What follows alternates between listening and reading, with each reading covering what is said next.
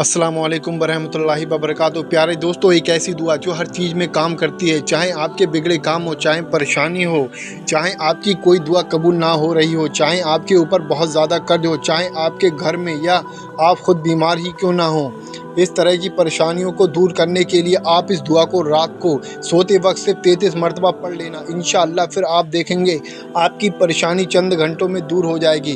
कभी कभी ऐसा होता है कि हमारे घर में कोई शख्स बीमार हो जाता है या किसी दूसरे इंसान के ऊपर मुसीबत आ जाती है, तो आप बिल्कुल बेफिक्र हो जाइए। ये वजीफ़ा सिर्फ आपके लिए नहीं है बल्कि आपके घर के तमाम लोगों के लिए काम करेगा। घर का कोई भी एक बंदा इस वजीफ़े को कर ले, इंशाअल्लाह घर में रहने वाले हर इंसान की हर बुरी चीज़ से हिफाजत होगी। इस वजीफ़े को करने का तरीका आप ध्यान से समझ लीजिए, किस तरीके से आपको इस वजीफ़े को करना है, क्या क्या इस वजीफ़े को करने की शर्तें हैं, क्यों शर्तें हैं, मैं इस वीडियो के आखिर में मैं बयान कर दूंगा। पहले आप इस वजीफ़े को करने का तरीका समझिए। अगर आप इस वजीफ़े को किसी हाजत को पूरा करने के लिए कर रहे हैं तो आप अपनी उस ख्वाहिश को अपने दिल में रखकर इस वजीफ़े को करें, या आप अगर किसी और की परेशानी को दूर करने के लिए इस वजीफ़े को कर रहे हैं तब भी आप इस चीज़ को अपने दिल में सोच लें। और अगर आप इस वजीफ़े को बीमारियों से शिफा पाने के लिए कर रहे हैं तो आप इस वजीफ़े शुरू करने से पहले एक गिलास या बोतल में थोड़ा सा पानी ले लें और उस पानी को अपने सामने रख लें।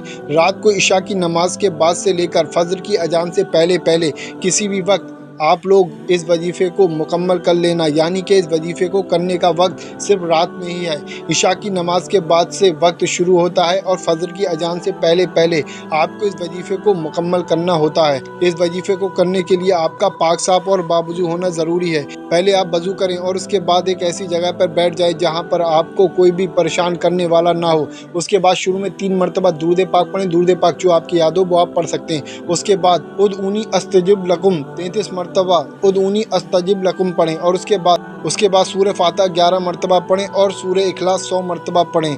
और उसके बाद ये अल्लाह तबारक तआला का नाम मुबारक या रहमानो 100 मरतबा या रहमानो पढ़ें और उसके बाद आखिर में 3 मरतबा दुरूद पाक पढ़ें, वही दुरूद पाक जो आपने शुरू में पढ़ा था।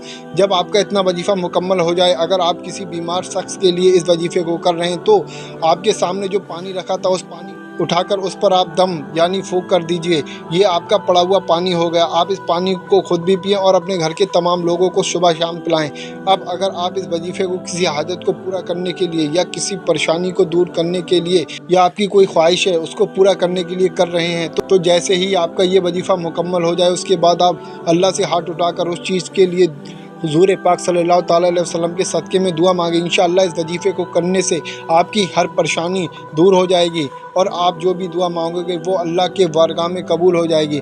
वैसे तो इस वजीफ़े को करने की मुद्दत 3 दिन है, लेकिन आप इस वजीफ़े को अपनी ज़िंदगी का मामूल बना सकते हैं। यानी कि जब आपको इससे फ़ायदे मिलने लगे तो आप रोज़ाना इस वजीफ़े को कर सकते हैं। नहीं तो हर इंसान अपनी परेशानी को दूर करने के लिए इस वजीफ़े को कम से कम 3 दिन लगातार ज़रूर करे।